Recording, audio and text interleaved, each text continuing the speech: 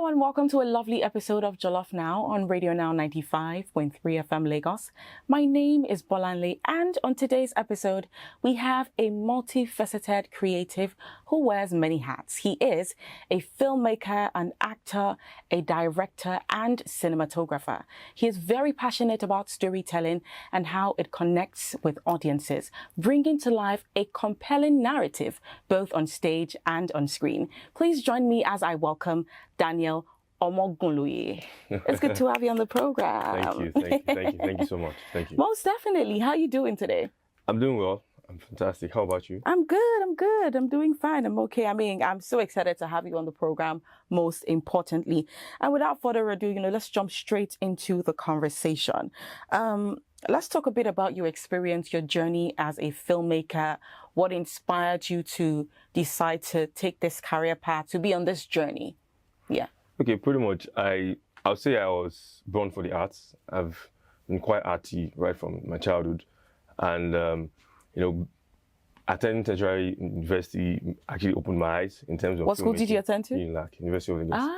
Yes. UNILAG. And what's your people's short form? Akokite. Yes, I'm at the University of First Choice. Okay. So while in school, that actually I met a couple of guys that actually opened my eyes to filmmaking, and it inspired me. It made me want to do more. I didn't just want to sit in front of the camera as an actor. I felt like I was meant for more. I was intrigued by the making of films. So that actually inspired me. That actually made me to go and learn. So I would say for me, filmmaking, I see myself as a filmmaker because I want to tell stories that work. I want to tell stories that connect people, and the intrigue behind making films is actually what pushes me. It's like, how do they make these films? How is it made? That actually pushes me and actually inspired me in the very beginning. Okay, that's good. That's quite interesting. You said that you went to film school as well. What film school did you attend? Or are there a lot of schools that you attended? Tell me about it. Okay, so I first started from African Film Academy, sponsored by Lagos State government. Then interesting. From there, I attended Ebony Life, where I studied acting. Ebony Life? Yes. You know what? The last guest that I had, last female guest that I had, actually went to Ebony Life, and she featured as the lead actress in Timini's new movie, Real Love. I had TJ. TJ, yes. Yeah, I had her on the show. Oh, nice. Yeah. That's nice. It's nice to see that you're a product of Ebony Life. Yes. So I attended Ebony Life Creative Academy, but I went 3 times. What happened? First time I went, you can study different courses. Okay. The first time I went for acting. Okay. Second time I went for directing. Interesting. And the last time I went for cinematography. You know what I like that? See, one thing I really love and admire about people who are really passionate about what they do is deciding to go and learn about it. It's a different thing for you to have passion and natural talent for something, and for you to now go into learning the technicalities behind that. So I respect people like you. Thank you. I really do. So yeah. You're welcome. Most recently, I also attended the Accelerate Filmmaker Project. Accelerate Filmmaker Project. Yes. Okay. Is that like a seminar or 2 weeks filmmaking course? Oh, like a boot camp, some sort. Not like a or camp. a workshop. It's by Access Bank. So Accelerate is like a popular filmmaking. Yeah, I know. I watched the what's it called? Visa on Arrival. I love it. Yes. Who's your favorite character? Bovie. I like Bovie. I like it has to be. It has to be Flora. Sorry, I'll take Sophia Lakija any day, anytime. She's here to come and torment. Charity? Yeah, every single time. Yeah. I really like her. So, yeah, you have got some good, good accolades. To pile up. I really like that. So let's talk about what you're currently working on. You are putting together a stage play titled Selba, just like you can see on his shirt. Yes. Tell me everything that is happening. Tell me what is the inspiration behind creating this, and what you have been able to put together so far. Okay, so Selba was the story idea was birthed, I think, about 2 years ago. My partner and I, we came up with a story. When you say partner, please, you need to elaborate on that. Okay, my friend. Okay. My co-producer. Because this we don't want the government to come out. Thank you. Creative partner, and his name is Oluwadam Sola. Okay. So we came up with a story, and we're like, okay, we have regular epic stories, but we're like, why can't we tell an unconventional epic story? Okay. You know, a story that people have seen many epic stories. I know. And there's a particular trope. There's the way epic stories they are. Especially the ones that are showing on Netflix now, the Yoruba that tells, the Yoruba epic movies that tells like historic stories, biopics basically. Yeah. So there's a particular style. So we felt like, okay, let's do something different. And what does Eseoba? Eseoba, according to Yoruba tradition, when you say Eseoba, the king's foot, like whatever the king has authority. So whatever he places his foot upon, he gets. Wow. So most times it's always used for women. And I don't like that. That is so misogynistic. Exactly. So we infused modern trends in the play. It's epic, but we have themes of feminism, we have themes of misogyny, just like you said in the play. But it's subtle. It's like you're watching an epic play, but it's like you have 21st century ideas. Yeah. I'm like, okay, this is actually happening. It's different. So it's different. So whatever the king places his foot on, he gets. Eseoba. But anytime you watch a Yoruba film and you see a king, you already assume that this king is tyrannical, is a tyrant. But what if the king is not a tyrant? What if he genuinely loves this lady and he wants the lady to love her because he's actually a king, because he's actually a person, not because he's a king? So the king wants this particular lady to see him for who he is. Interesting. And not see him as a tyrant, not see him as... Naturally, I would just say, I want you, come and be my wife. That's it. Exactly. You cannot say no. I don't know. Does it come with charm? I'm talking about juju. When they say it means like, it's not just putting his foot down because he's a powerful king, but is he attached to jazz? I'm not sure that is. I just feel like it's just the authority, just the sovereign power of the king. Interesting. And what is this king's conflict? He faces an Igbo guy. Like of all things to face. Interesting. It's not even a Yoruba guy. It's an Igbo guy that comes from another part just to settle. You understand? And this lady in question falls in love with this guy. The Igbo guy? Yes, instead of the king. So it's like, aside those other things I talked about, we also have, bringing together the Igbo, Yoruba culture. Just to that cultural diversity. So it's all forms of entertainment and not the regular story, basically. Yeah. And are you going to say that the language that will be used mostly in this play is English, or is it a mix of everything? It's English. We have Yoruba infused. We also have Igbo. Igbo as well. Infused, yes. But it's predominantly English. And I try to make sure that whatever lines the actors are saying in Yoruba, they interpret in English. Oh, interesting. Yeah, so just to make sure that everyone understands. Yeah. Basically. Yeah. All right. So give me the details about where this stage play will be happening. Who should we expect? What should we expect? You've given us a bit of an intel about what to see when we're watching the play, but like, give me all the other details that you believe that people need to know. So Eseoba is happening on 12th of April at Terraculture Arena. And we have two shows. We have the 3 p.m. one and the 6 p.m. one. Okay. Why 3 p.m., 6 p.m.? Can you expatiate on that? Yeah, so we have two shows because in theater we always have the first show, like it comes sort of like a warm up, and just like first rehearsal. But the second show is like the grand performance or the command performance. Interesting. That is like the main show. It's like both shows are important. Both shows are important. So 12th of April, Terraculture Arena, 3 p.m. and 6 p.m.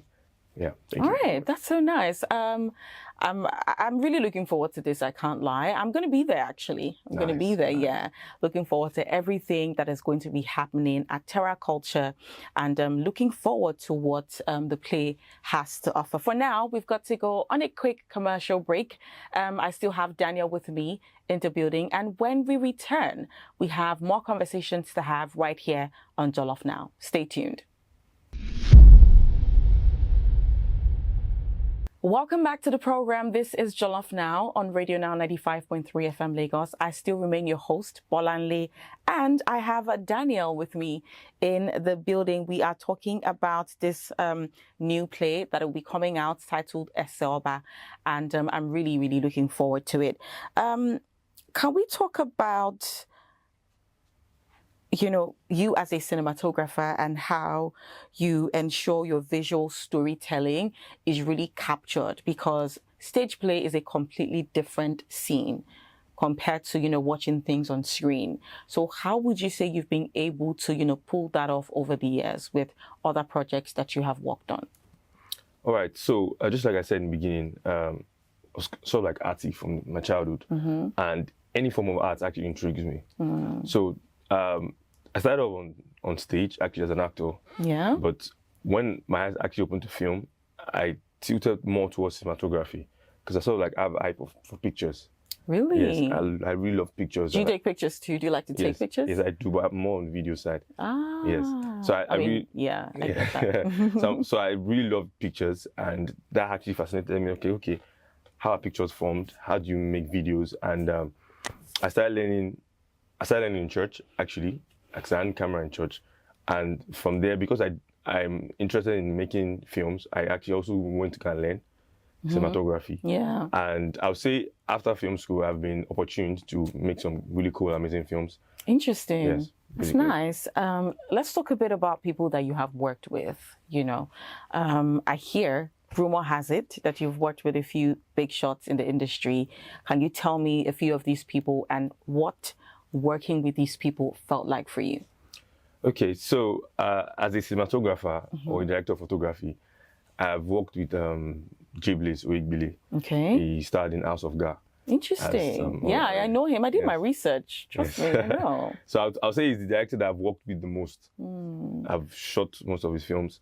In terms of actors, I've shot several Nollywood actors. Let me know. Please Femi drop the Branch, name. Femi Branch. Sujike. Okay. Daniel Etim. Ooh, I like that. Sophia Lakija. Sophia Lakija. What's his name? Michael Ejo. Okay. There's several names I can't remember. I know you definitely have to work with actors from time to time. Of course. So if you work behind the scenes. It's like Soja Go, Soja Come. Kind of industry. So yeah, those are just like the ones I can just wrap my head off. That you've worked with so far, so good. Okay, that's quite interesting. Timini too. Timini, Yes. were you on the set for Rule of, or No, just no. something? What project did you work with Timini on? Was Bad Boys Bodyguard. It was a film on YouTube actually by Egonwosu. Oh, okay. Yeah. Interesting. That's lovely. I know he has, Timini has a whole YouTube channel and the girls love him a lot. Bad Boy too. I'm telling you, you talk about, working, what's it called? As a director for, working on stage, plays and stuff like that. Also working on screen. What would you say is the difference and like the similarities, and which would you say you prefer? So I'll say for me, the basis of directing for me, whether on stage or screen, is to sell emotions. I want the audience to feel. Everything you watch, whether I'm showing on stage, whether I'm showing on screen, what do I want the audience to feel? Do I want you to get angry? Do I want to be sad? Do I want you to love that particular character? So everything boils out to your emotions. I want you to hate that particular character. Till today, there are people in movies I'm like, I don't want to see your face. Exactly. Joffrey Baratheon. Yes, in Game of Thrones. I don't want to see that guy in any other movie. Yes, that's he played his role so well to the point where people actually hated him. In fact, there was a time where people would visibly attack him or try to attack him in public because of how well. I'm serious. You could research it. So yeah, pretty much. So that's like one job of the director, to make the audience feel. For stage and screen, directing for stage is, I tend to relate more with the actors. I tend to, have a close connection with them because you are rehearsing months and months, and it's stressful. Yes, because it's especially if you're working in a play that's really, really tasking.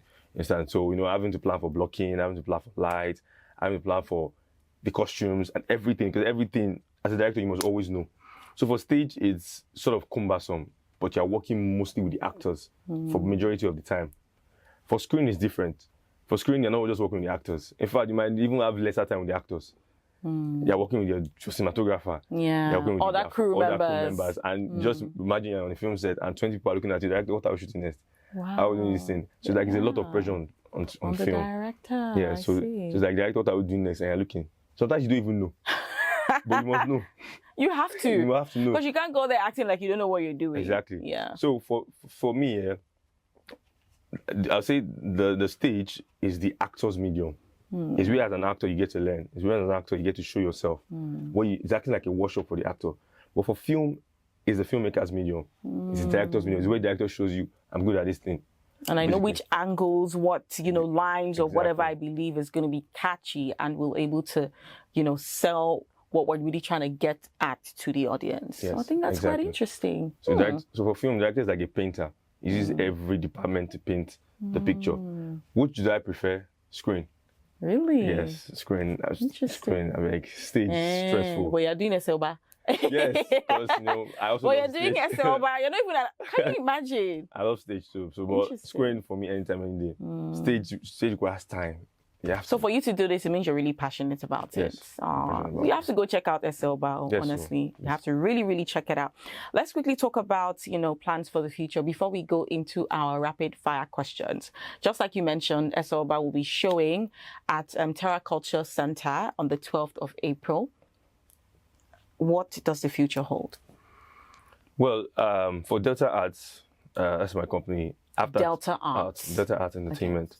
So for us as a company, after Eselba, we have an anthology of shorts. Come again with that? An anthology. Anthology of shorts. Shorts, like short films. Short films. Yes. Oh. So like 3 short films combined in one.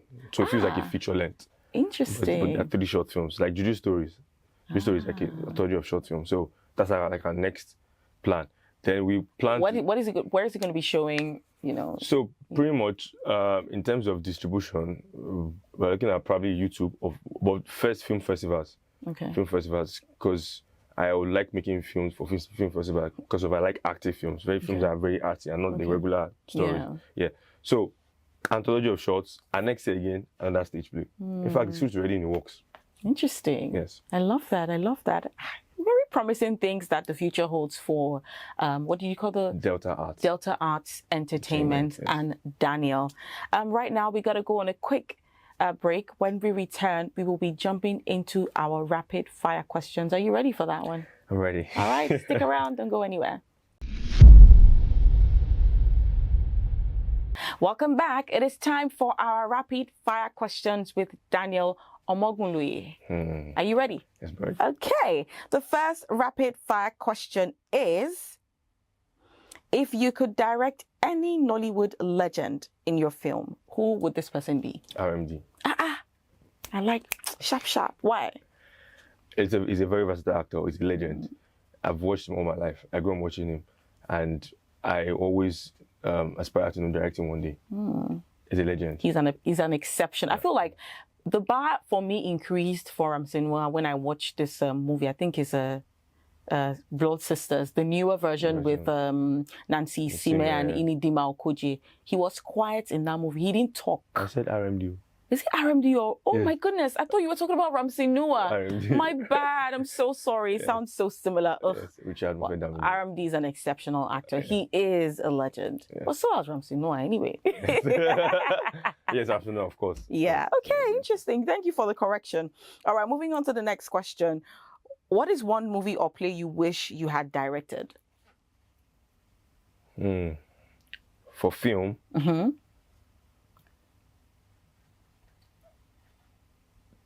For film? For film. The menu. If you can't think of one, think of another one. Living in Bondage. Really? I really liked it. You see, Ramsey-Nouah was there. Yes. See, He's director. A win is a win. He's director. Of course, he did such an exceptional job. And also, what's his name? Jide Kene. Yes. I actually met him. I met him last year at the Nollywood 100 event, and he's such a phenomenal individual. Aside being an actor, I think he's really cool. Yes. So that's nice. Living in Bondage, part 1 or part 2? The part 2, not okay. part 1. Okay, moving on to the third question. One favorite on-set moment that you would never forget? Favorite on-set moment? So I was working on a short film, and we had... at that point in time, there was this actor, she was, the character for her was really like tough, because that scene was really tough. And for me, I didn't have time.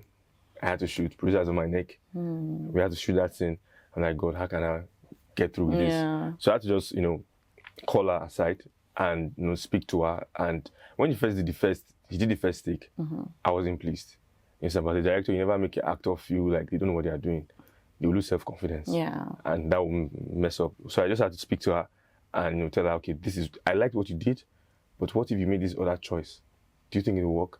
So I tried to make her see from my point of view, not invalidating what she did. Yeah. And spoke to her calmly, and gradually she warmed up to me. I saw that there was actually something. She had something that she was thinking of. She had like a serious big issue, and that was really affecting her. So I had to talk to her. Bring her back. And she warmed up to me. And I said, okay, let's shoot. And she was ready. And she killed it. Interesting. I was so happy with that. All it took is a little pep talk. Yes, and exactly. it did the job. So that's like I like that. So you're a good director. So you're also emotionally intelligent. I try. Thank you. Thank you. All right, to our fourth question. Our fifth and final question, actually. What is your go-to meal when you are deep in production mode? I know that sometimes your hands are on deck, you are so busy, people even forget to eat. But what is one thing I feel like, you know what, I gotta have this? Can we mention brands? No. No, I beg. You can't mention brands, no. So not like I eat a lot of junk, but like, because that's like the fastest. Or is it chocolate? No, not chocolate. It's gala. I like gala actually. Gala and sausage. And there's this cola drink. I don't mention the brand, but you know the brand. Okay. Yeah. So once I just have that sausage and a cold drink, basically, that gets me on. Really? Yeah. Wow. At least for the meantime. Not for a very, very long time, because Yes. Okay, that's good. That's good. Let's see. Let me see if I can add one more question. Okay. If you had, wow, this one is a tough one. If you had to choose directing or acting, which would you pick? Really stuff. Which would you pick? Acting is my first passion. I love acting. I think I'm a stronger actor than director. Really? Yes. Acting is where I started from. Can you cry on cue? Like, can you just say, okay, we need you to cry now. Can you just start shedding tears? It would take about 2 minutes. Or you apply Rob or Aboniki. It take like 2-3 minutes. It take like 2-3 minutes. Yeah.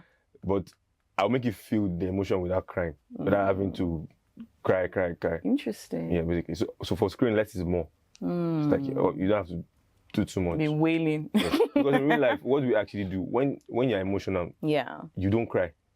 You try to hold back tears. So that's the same way it should be in film. Yeah. So you should try to hold back the tears. When you try to hold back tears, then tears now starts to come out. So it feels natural. That has always intrigued me, honestly. I wonder, like, how do people cry? I was watching one interview of a foreign actress that is known to cry on cue. And in less than 30 seconds, the tears were rolling. Yeah. I don't know how they do it, but I'm like... That team does it. That's why imagine. I know. That man is... Cry Lord. He's multi-talented. There's nothing he can do. He can act like a madman. He can act like a rich man. He can act like an armed robber. What do you want? He will give it to you. Wow. So I'll say directing. Directing? Yes. Okay. All right. I like that. So that has come to a close and end for our rapid fire questions. Honestly, Daniel, it's been such an amazing time having you here on the program. We are really, really looking forward to SL, but once again, 12th of April is the day. What is the time? 3 p.m. and 6 p.m. 3 p.m. and 6 p.m. 3 p.m. is for like the starter play. 6 p.m. is where the real deal is happening. But don't miss out on anything, okay? Can you please share with us your social media platforms so that they can follow you, they can find out the necessary information they need to get to also purchase tickets for SLBA? Please let them know. Okay, so you can get tickets for SLBA at delta-arts.com. delta-arts.com. And you can follow me on Instagram and Twitter. On Instagram at @IAM_Danay. Okay. At IAM_DANAY. Okay. And on Twitter at Daniel Omo3. Okay. Daniel Omo3. How about your company's social media account? So for our company, it's Delta Arts. Okay. Just Delta Arts. Pretty much on every social media platform. Yes, it's Delta Arts. All right. Once again, Daniel, thank you so much, and wishing you success on this show and your future endeavors. Thank you for coming. Thank you. Yeah. I appreciate it. On that note, we wrap things up on Jollof Now today. Thank you so much to everyone who tuned into or watched this episode. We'll be here again on the next one. Make sure you check out this episode on our YouTube channel. We are at Radio Now Studios, and on every other social media platforms. It is Radio Now 95.3 FM, Lagos. My name is Bolanle, and I'll catch you on the next one. Mwah.